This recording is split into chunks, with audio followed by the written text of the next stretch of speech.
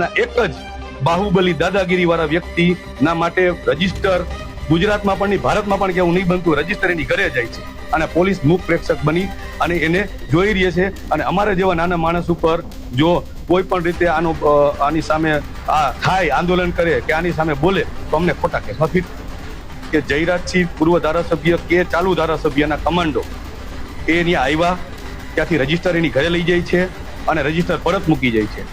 જો register police સ્ટેશનમાંથી લઈ જાવ જેવી ગંભીર બાબત અહીંયા બનતી હોય તો પોલીસ પાસેથી ન્યાય કેવી રીતે મેળવવો? આ આરોપીએ ગોંડલ શહેર છોડતા પહેલા કન્સર્ન એટલે કે નજીકના પોલીસ સ્ટેશનમાં એને પોતાનો યાત્રા પ્રવાસ ક્યાં જવું છે, કેટલી વાર જવું છે અને ક્યારે પરત આવવું છે એની તમામ માહિતી આપવાની છે. હું તમને ખાતરી સાથે કહી દઉં કે આ કોઈ રેકોર્ડ ઉપલબ્ધ હશે નહીં, કારણ કે હમણાં સ્થાનિક સ્વરાજની ચૂંટણીમાં આ વ્યક્તિએ દરેક જગ્યાએ સભા કરેલી છે. તમે અત્યારે પોલીસ સ્ટેશને જઈને ચેક કરો, ક્યાંય પણ આવો રેકોર્ડ ઉપલબ્ધ હશે નહીં. એટલે જો નામદાર સુપ્રીમ કોર્ટ એટલે કે દેશનું સર્વોચ્ચ અદાલત કહેવાય, જ્યાંથી લોકોને ન્યાયની અપેક્ષા હોય, એના નિયમને ઘોડીને પી જતા હોય તો નીચેની પરિસ્થિતિ શું હોય એ તમે સમજી શકો.